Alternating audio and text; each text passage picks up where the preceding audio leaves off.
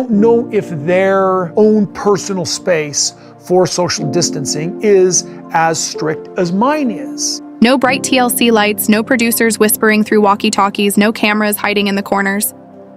Just the sharp crack of a gavel, the suffocating silence of a courtroom, and the final exhale of a family America once believed in. At exactly 9:04 a.m., the heavy wooden doors of the courthouse swung open, and the last battle of Coyote Pass began. The room was frigid, not from air conditioning, but from tension so thick it clung to every chair and every folder resting on polished oak tables. Betrayal didn't need words here. It lingered in the air, choking everyone who dared to breathe. Janelle walked in first. Binder clutched tight, her eyes forward, her steps carrying the weight of years of battles fought in silence. She didn't need cameras anymore. She was the storm itself. Meri followed, shoulders lighter than they had been in years. She no longer wore the chains of pretending, and each step echoed her quiet rebellion. Then came Robyn, wrapped in a gray shawl too heavy for Arizona heat, eyes rimmed in red, lips trembling in prayer or panic. It was impossible to tell which. And finally, Kody Brown. His slicked back hair and spotless suit couldn't disguise the cracks. His jaw was clenched, his empire crumbling, and his pride barely holding him upright. He didn't look at them. They didn't look at him. Once called a family, now just strangers locked in a war over land. The judge, a man who usually handled bankruptcies and zoning disputes, now presided over the legal autopsy of the Brown family dream. 12 acres of hope, reduced to a $1.5 million battlefield. He tapped his pen once against the ledger. "Are all parties present?" he asked, though the answer was obvious. All were present, every scar, every betrayal, except Christine. She wasn't on the lawsuit, but her ghost hovered in every corner. This land was once her dream too. Now it was nothing but broken promises written in dust. The judge cleared his throat. Total gross sum, $1,547,000.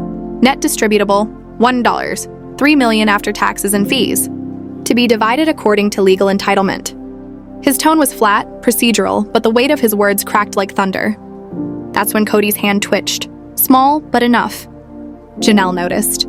Meri noticed. Robyn's arms folded tightly, hiding the tremor in her hands. Kody leaned in to whisper to his attorney, but the quick shake of the head told the story. Whatever he wanted to say wasn't worth repeating. The clerk stepped forward with a sealed file. The judge raised a brow.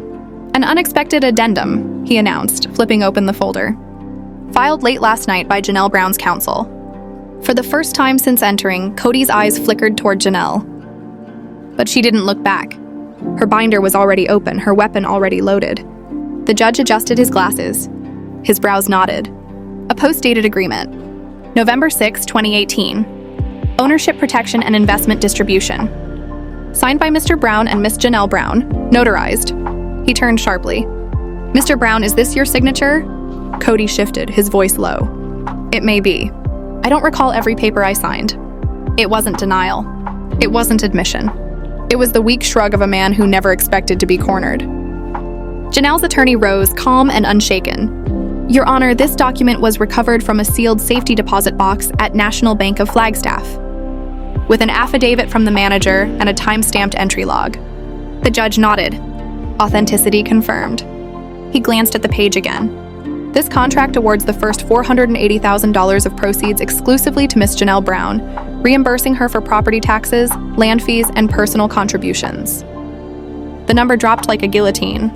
$480,000, stripped away from Kody's grasp in an instant. His attorney erupted. "Objection, Your Honor. This was never produced in discovery." But the judge barely blinked. "It's binding," he said. The room shifted. Meri sat upright, her eyes narrowing with realization. Robyn finally blinked. Janelle didn't move. She had waited years for this moment, and she had come prepared. The gavel tapped. New balance, $820,000 remaining. But before the echo faded, another folder slid across the bench. This time from Meri. For years she had been silent, the one left behind while others claimed the spotlight. But today, silence was her weapon. She rose slowly, her voice trembling only at first. "Your Honor, I too have a document. Signed, notarized." Kody's head snapped like a whip. "What?" The judge accepted the file. His brow arched even before reading. He sensed it. Another bombshell waiting to detonate. Declaration of Equity Adjustment. July 3rd, 2020, signed by Mr. Brown and Miss Meri Brown. It grants her an additional 10% equity in exchange for relinquishing Las Vegas property rights in... Cody's protest was instant. That was never finalized. But Meri's voice cut sharper than ever before. It was signed. You told me to keep it hidden for Robyn's sake. So I did. The judge's eyes narrowed. Binding. Effective immediately. Meri's share increases to 40%. Kody and Robyn's joint share decreases from 45% to 35%. The math crashed down. $82,000 evaporated from Robyn's pocket. She gasped, staring at Kody. You said we fixed this. But Kody didn't look at her. He couldn't. His eyes burned into Meri instead, stunned that the woman he thought powerless had just outplayed him. Janelle's lip twitched, almost a smile. Justice wasn't loud today. It was precise. The judge reread the split. Janelle, $480,000 plus 25%. Meri, 40%. Kody and Robyn, 35%. The gavel was about to fall when Janelle raised her hand again. Her voice cut like glass. Your Honor, before division, the court should review the January 2021 bank transfer records. Kody slammed his palm against the table. The sound cracked through the courtroom, startling even the clerk. This is a property settlement, not a trial, he snarled. Janelle didn't even blink. Exactly, she said coldly. And that's why the court needs to see where the property money really went. Her attorney slid 3 stapled documents forward. Bank records. Flagstaff Credit Union. Brown Family Holdings, LLC. Kody's face drained of color before the judge even spoke. On January 17, 2021, $134,000 was wired to Tranquil Hills Builders, LLC, a company registered under Robyn Sullivan Brown. The memo reads, Initial Deposit, Phase 1. The air thinned. Robyn went pale, her lips parting in silent horror. Janelle's voice steadied. That was family money. Money meant for Coyote Pass. Instead, it bought Robyn a private residence. 4 bedrooms, deeded only in her name. The judge's eyes hardened. The gavel rested at his side, but the verdict was already written in the faces around him. Robyn's secret finally had a dollar sign. A $900,000 home on Starlight Lane, bought in silence, sealed with money drained from the family account. No discussion, no vote, no signatures. Just a quiet wire transfer that cut the others out completely. When the records hit the bench, Robyn's lips trembled. We were afraid. We needed stability, she whispered, her voice cracking like glass. You all told me you didn't want to live together anymore. Janelle's eyes hardened, her voice slicing through the air. And you paid for that stability out of my children's inheritance. Kody shot up, his chair scraping the floor. We had to move on. You were never going to build it. But Meri's voice thundered for the first time that day. We didn't build because we were paying your credit card debt in Vegas. The gavel cracked like a gunshot. Enough! The judge barked, his voice cutting through the chaos. He turned to the clerk. Record this, abuse of joint assets. All disbursements are suspended until review. Kody's jaw dropped. You can't freeze the money. I can, the judge snapped. And I just did. The room shifted in an instant. What began as a property split was mutating into a forensic investigation. And no one looked more terrified than Robyn. When the judge returned from recess, he wasn't alone. By his side stood Miss Daniels, a forensic accountant with silver gray hair and a leather portfolio clutched like a weapon. Her voice was steel. Your Honor, a preliminary scan reveals multiple questionable transfers.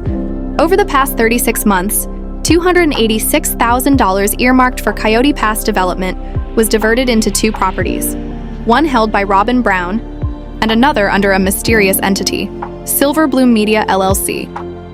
The name cracked like thunder. Nobody in the courtroom had heard it before. Mr. Brown, Mrs. Brown, do you recognize this company? The judge pressed. Robyn stared straight ahead. Kody blinked, his voice flat. Never heard of it. Miss Daniels didn't flinch. Silver Bloom Media is registered under Christine Brown's name, yet records suggest she was never aware of its existence. Gasps rippled through the courtroom. Janelle's jaw fell. Meri leaned forward. Robyn whipped her head toward Kody, hissing under her breath. You told me she was out. Too late. The accountant flipped the page, her voice sharp. At least $47,000 of family funds were funneled into this LLC using Christine's identity, without her knowledge. The courtroom erupted. Kody's attorney shouted for a recess, denied instantly. Robyn muttered under her breath. That was supposed to be shut down. But Miss Daniels pressed forward mercilessly. Evidence also suggests Christine's name was used to cover taxable income, stripping assets without scrutiny. The gavel slammed again. Distributions remain frozen, the judge declared. Any attempt to withdraw will be met with sanctions. Kody slumped back. The courtroom he once commanded now belonged to truth. And then the air shifted again. The doors opened, heels clicking against marble. Christine Brown entered, not through the back, but the front, like she owned the place. Dressed in black, binder in hand, she carried herself not as a victim, but as a warrior. Every head turned. Robyn's dropped instantly. Meri blinked in disbelief. Janelle smiled, her first smile of the day, and Kody's throat constricted. He stared at Christine like she was both a ghost and a gun aimed at his chest. The judge hesitated mid-sentence. Miss Brown, you were not subpoenaed. I know, Christine said evenly. I'm here voluntarily. She handed the clerk her binder. I have records tied to Silverbloom Media. I did not initiate these transactions. I never saw a cent, but my name was forged. And I believe I know who signed off. She turned, her gaze locking on Kody. The judge nodded. Proceed. Christine's voice was steady, practiced. In April 2022, I allegedly filed as managing member of Silverbloom Media. I never filed that. I only learned of it when a 1099 arrived in my name. That 1099 came from Brown Family Holdings. Objection, Kody's lawyer barked. Overruled, the judge cut him off. Christine raised the paper. When I asked Kody, he said it was a clerical error. That Banks trusted my name more? He never asked permission. He never had approval. My signature was stolen, copied from an insurance application, computer cut, forged. The judge's face hardened. So, Mr. Brown, you used a former spouse's identity to conduct financial transfers after her separation? Christine nodded firmly. Yes, and not just Kody. Robyn was there too. Robyn's head shot up, her voice trembling. That is not true. But no one believed her. The accountant leaned forward. There is more. These funds were funneled through a consultant, Trent Morrison, a financial planner specializing in hidden trusts. He met with Kody and Robyn in August 2021. His work moved Brown family assets into a private Wyoming trust, controlled solely by Mr. and Mrs. Brown. Meri whispered like a knife. That's where the Vegas money went. Christine's voice dropped low, lethal. It was never about building. It was about erasing us. The judge leaned back, his pen tapping. If fraud tainted prior settlements, criminal liability may follow. The word hung heavy, criminal. Robyn cracked, her voice breaking into a wail. We were just trying to protect something for our children. But Meri shook her head, her voice steady. No, Robyn, you kept everything for yourself. We were just names on your paper trail. The judge's voice thundered across the chamber. This court will now review fraud implications tied to these transactions. If proven, we are no longer in civil proceedings. We are moving toward the criminal. Coyote Pass wasn't just a land dispute anymore. It was evidence. And Christine, once silenced, now stood as the loudest voice in the room. No lawyers posturing, no stage speeches, just a worn manila folder and the weight of truth. Christine set it down, her fingers steady, her eyes colder than the marble underfoot. These are from my Gmail, she said, voice even, between Kody and me. Late 2019 through mid-2021. The clerk carried them forward. The judge signaled for entry. Janelle took a small step back, as if bracing for an impact she already knew was coming. The emails were short, but they didn't need poetry. They had timestamps. They had amounts. They had intent. Let's stall taxes for a quarter. Push land fees another cycle. Hold Janelle's filings so we can finish Robyn's framework quietly. The line sat there like a loaded weapon. The courtroom inhaled. Nobody exhaled. It wasn't favoritism, it was choreography, moving Janelle to the back row while Robyn got the stage lights and a finished set. I was a name on a deed, Janelle said, not broken, but sharpened. A pass-through so Robyn could profit first. The judge lifted a specific sheet. April 13th, 2020, Robyn's structure. Miss Daniels? The forensic accountant didn't look at Kody or Robyn. She looked at the paper. That month, Robyn refinanced a private home via an LLC called Hopewell Ridge Family Trust. The trust was created within 2 weeks of these messages and collateralized with family resources. Janelle's tax payments appeared deliberately delayed to improve the refinance terms. Robyn clutched the chair. It was the pandemic, production windows, bank deadlines, it was chaos. Paper doesn't stammer. The room didn't either. Meri's voice came from someplace tired and fearless. We clipped coupons. We pushed off medical bills. We counted coins while you two called it survival and bought forever. Kody snapped back. You don't know what bled behind the scenes. If we didn't close, we lost everything. Christine's reply was a mirror turned to his face. We did lose everything. You just made sure only Robyn didn't. Now the emotion had paperwork. Now the arguments had math. The judge cleared his throat and the room leaned closer. This court finds preliminary evidence of diversion to the detriment of co-owners. The inquiry is elevated to asset mismanagement and fiduciary abuse. If confirmed, trust will be unwound and funds reallocated. Kody's empire didn't crumble. The court redrafted it in red ink. Christine slid a sealed envelope across the rail, the kind of quiet move that changes weather. The seal's pressed flower drained color from Robyn's face before the judge even opened it.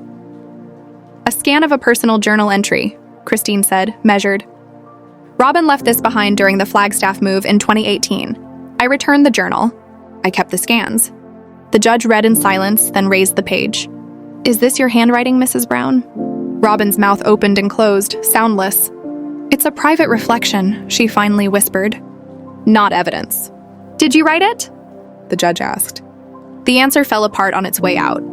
Yes, he read. They're drifting away. Kody says we must be ready if they walk, to defend a future for ourselves alone. Maybe this land was for us all along. The quiet that followed had weight to it. Premeditation. Intention. A plan that excluded 3 women before any papers were signed, before any goodbye was spoken out loud. Janelle's face didn't move. So it wasn't a marriage falling apart, she said. It was a strategy. We just hadn't been told our roles. Meri's eyes glossed, not from weakness, but from the insult of hindsight. He said he didn't want the divorce, she murmured. He'd already built the exit. The judge set the page on top of the emails like a master key. Alone, a private thought. In context, motive. Christine didn't raise her voice. She never needed to. The first withdrawal tied to that trust occurred November 14th, 2018, 3 weeks after that entry. Miss Daniels nodded without ceremony. $63,000 to an escrow for Hopewell Ridge. It stopped being a family dispute. It became a map. Journal to email, email to ledger lines to doors only 2 people had keys to. The judge's tone hardened into steel. This case now bears the hallmarks of coordinated marital asset isolation. The journal is admitted as contextual evidence. Kody had no color left. Robyn's tissue shredded between trembling fingers. On the far table sat a binder that had become a blade. Emails, bank wires, shell companies, trust instruments, a signature cut from an insurance form and pasted where a soul should be. Having reviewed the submissions to date, the judge said, voice low and final, this court finds compelling preliminary evidence of coordinated manipulation, misuse of identity, and potential marital fraud. The sound vanished out of the room. Therefore, either all parties agree today to a voluntary, fair redistribution of all assets tied to Coyote Pass, including interests obscured through Hopewell Ridge Trust and Silver Bloom Media, or this court schedules a formal fraud hearing. Be advised, state prosecutors and the Department of Revenue will be notified. Criminal exposure is on the table and funds may be seized. He turned his eyes on Kody. Do you understand? Kody's jaw worked. I need to speak with counsel, he rasped. You have 1 hour, the judge said, gavel tapping like a metronome for consequences. We reconvene at 3:15. The spell didn't break. It tightened. Robyn hissed through clenched teeth, mascara streaking into ink. You said they'd never find it. You said Wyoming was safe. Meri looked away as if the smell of smoke had finally left the house but stayed on the clothes. All this time, she said to no one and to everyone, you were talking us out of what was ours. Janelle's voice thinned but didn't waver. You told me to delay filings, to save the family. It was to build hers. Christine didn't sermonize. She let a single sentence do the work. You cannot build a future on the ashes of a lie. The gavel fell. Recess. The hour scraped by like a dull blade. When Kody returned, the swagger was gone, the practiced anger too heavy to carry. He looked like a man who had finally seen himself without lights, without microphones, without excuses. His attorney walked a step behind, whispering words that didn't seem to land. Robyn arrived 3 minutes late, polished and braced, still clinging to the fantasy that someone else could hold the sky for her. The judge didn't ramp up. He cut straight through. "Mr. Brown, your decision?" Kody stood. His hands wouldn't stop shaking. "Your Honor." After counsel, and considering the evidence, he swallowed. He didn't look at Robyn. "I accept the court's division, including assets within Hopewell Ridge and Silver Bloom. I relinquish sole trust claims and recognize equal rights for all formerly shared property." The gasps spilled from benches and lingered. Robyn's face crumpled. "No," she spat, springing to her feet. "Kody, you swore—" He didn't meet her eyes. "It's over, Robyn," he said, the words cracking on the way out. "They have everything. We lied, we buried. We pay. You're weak," she hissed. "You threw me to the wolves." The gavel hit once, a warning that echoed. "Sit down, Mrs. Brown." Christine stepped forward, not triumphant, only resolute. "Your Honor, one request. My share. Whatever the figure, place it in a trust for my children. I don't want the dollar. I want it to land somewhere honest." Janelle followed. "Half and half, my children. They carried the lies." Meri closed the circle. "Mine too." The judge stared for a beat at the three of them, women who had been cast as supporting characters now writing the last page. "Granted," he said softly, "and commended." The decision descended like snow. Quiet, total, impossible to push back. This court finds sufficient evidence of mismanagement of marital assets. In light of voluntary compliance, we refer no criminal charges at this time. The record will reflect intentional misrepresentation and fiduciary disregard by Mr. and Mrs. Kody Brown. Accordingly, Janelle Brown, $428,000 in liquidated equity, plus 1/4 of future documentary proceeds relating to the Coyote Pass case, estimated at $1 million. Christine Brown, $411,500 in liquidated equity, and a formal exoneration from all fraudulent activities tied to Silver Bloom Media. Meri Brown, $392,000, plus full intellectual ownership of Lizzie's Heritage Inn brand, previously encumbered by Brown Family Holdings. Robyn Brown, $0, assets deemed commingled and forfeited due to participation in trust isolation. Kody Brown, $89,000 in personal property exemptions. No land, no family accounts, no trust access. The sound that rose didn't quite qualify as a scream or a moan. It was the noise someone makes when reality changes shape. Robyn stood, shaking. "You can't, I have children." The judge's expression didn't move. "Your children are protected under the redistribution trusts. Your choices are recorded under this court." Kody folded into himself, elbows on knees, voice breaking into a confession no priest would want. "They'll never forgive me." Christine didn't soften. "You didn't protect a family. You privatized it."